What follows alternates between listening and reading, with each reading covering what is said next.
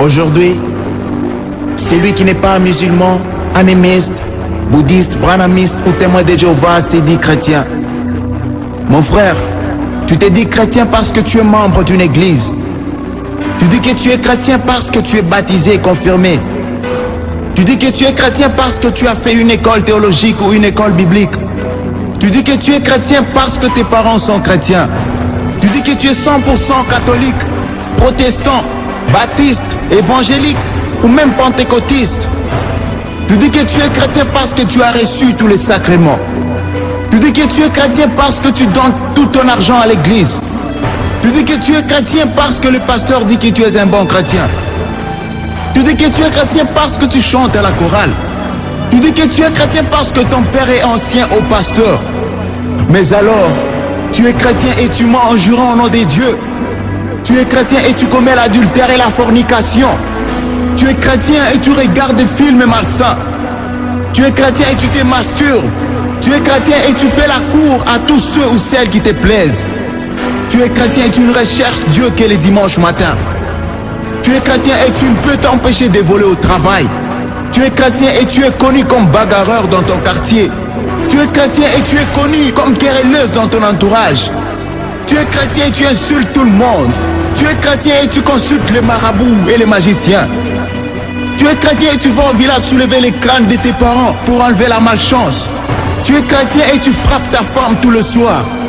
Tu es chrétien et tu te vantes du nombre de bouteilles d'alcool que tu peux prendre. Tu es chrétien et tu fais partie d'un cercle d'influence, Rose-Croix, Formation, Rotary et autres. Tout simplement parce que tu es assoiffé d'argent et de pouvoir. Oui, tu es chrétien et tu prends plaisir à faire ces choses et à les refaire encore sans regret. D'autant plus que le soir avant de te coucher, ou encore plus fort le dimanche matin, tu vas demander pardon à Dieu pendant les cultes et il te pardonnera parce que la chair est faible et l'esprit est disposé. Ça fait mal. Soyons sérieux. Dieu est-il devenu notre jouet? Crois-tu vraiment que le ciel est une poubelle où n'importe qui peut y entrer? Crois-tu que Dieu te demandera une carte de baptême à l'entrée du ciel? Crois-tu que Dieu comparera tes bonnes actions avec les mauvaises avant de décider de ton entrée au ciel? Crois-tu que Jésus est mort à la croix pour que nous continuions à pécher? Écoute un peu ceci. La Bible dit, tout homme est né pécheur et séparé de Dieu. Romains 3, 28. La Bible affirme que Dieu est saint et a en horreur le péché et que le salaire du péché c'est la mort.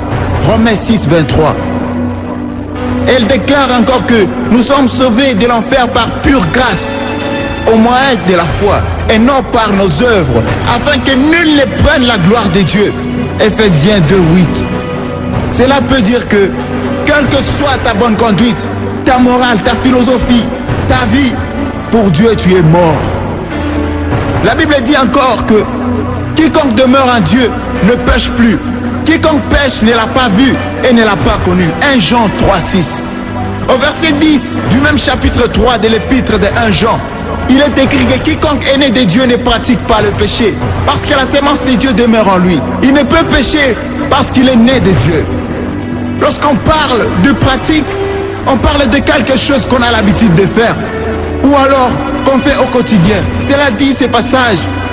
Ce passage nous dit clairement que le péché n'est plus une option pour ceux qui sont des dieux.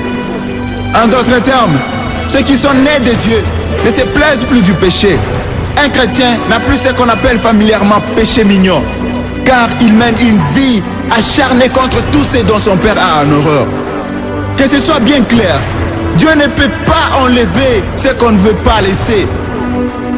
La seule chose qu'il nous demande, c'est faire notre part, c'est-à-dire prendre les dispositions pour ne plus tomber dans les mêmes situations, tout en comptant sur lui et sur le Saint-Esprit, ôter complètement ces péchés qui étaient pour nous une obsession.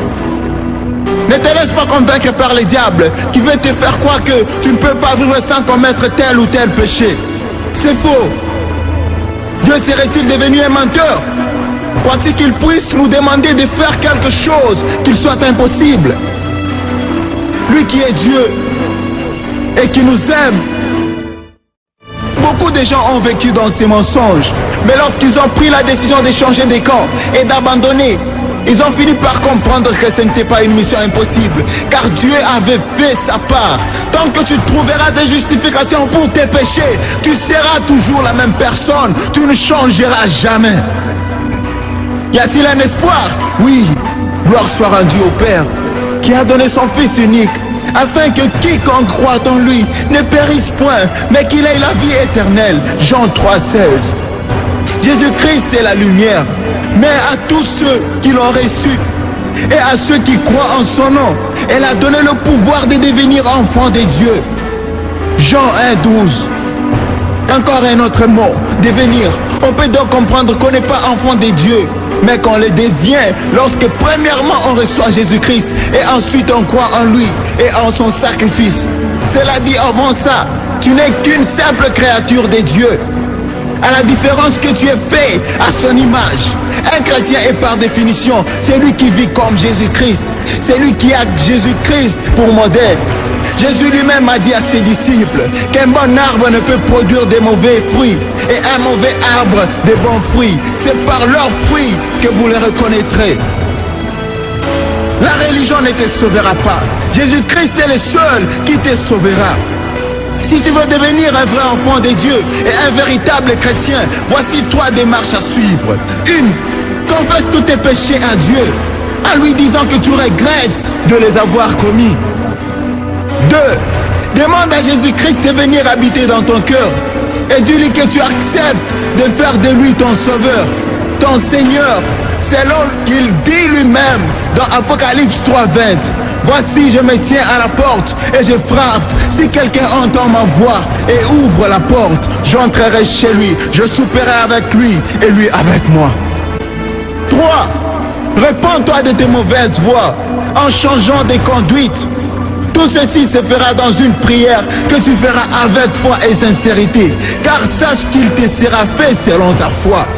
Aussi, Dieu ne regarde pas la longueur de ta prière, ni la beauté de tes phrases, ni encore l'enjancement de tes mots, mais à l'attitude de ton cœur lorsque tu lui demandes d'y entrer et de faire de toi son enfant.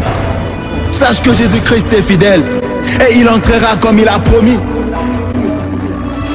En entrant, il te baptise du Saint-Esprit, car lui seul a ses pouvoirs.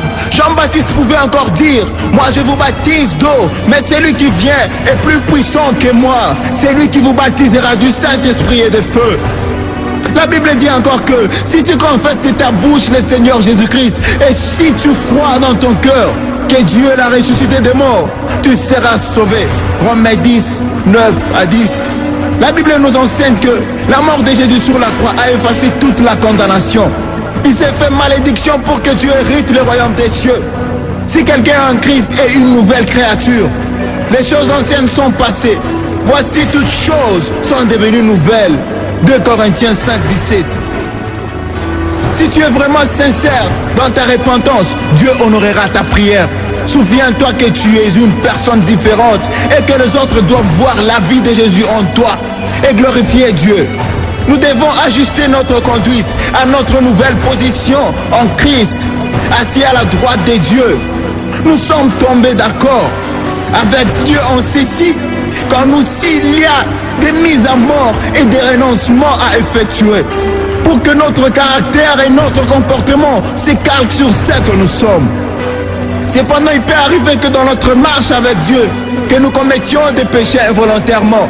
Lévitique 4.2.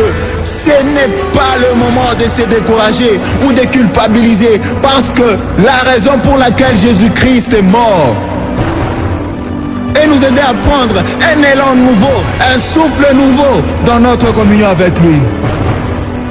Maintenant, agis en conséquence. Parle à Dieu chaque jour par la prière. Jean 15, 7. Lis la Bible chaque jour. Acte 17, 11. Obéis à Dieu moment après moment. Jean 14, 21. Témoigne de Jésus par ta vie et par tes paroles. Matthieu 4, 19. Jean 15, 8. Fais confiance à Dieu pour chaque détail de ta vie. 1 Pierre 5, 7. Laisse le Saint-Esprit diriger ta vie, ton témoignage et le rendre puissant. Galates 5, 16, 17. Maintenant tu es libre. Tu peux fouler la grâce qui t'a été offerte par Jésus-Christ. Il a 2017 ans sur la croix du Calvaire, mais sache qu'on ne se moque pas de Dieu. Ce que nous aurons sémé, nous les moissonnerons aussi.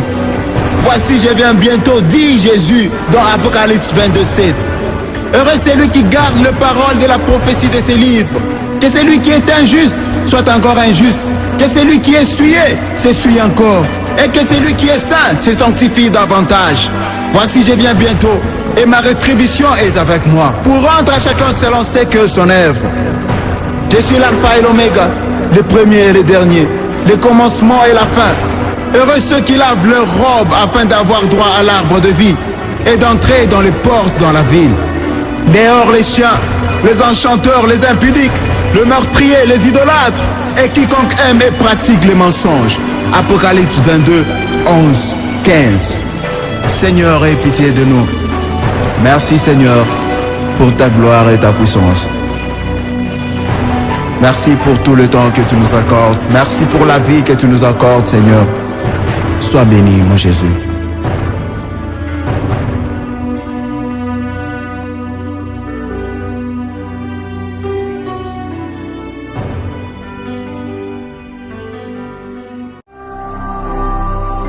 Ne manquez pas de vous abonner à notre chaîne YouTube Jésus-Christ TV, en cliquant sur le bouton s'abonner, juste au bas de la fenêtre de cette vidéo. Ainsi, vous recevrez automatiquement nos nouvelles vidéos, et vous ne raterez aucune. Vous connaîtrez la vérité, et la vérité vous affranchira. Jean 8, 32.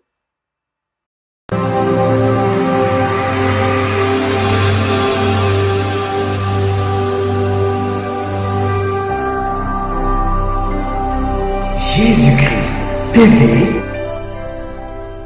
vous connaîtrez la vérité et la vérité vous affranchira.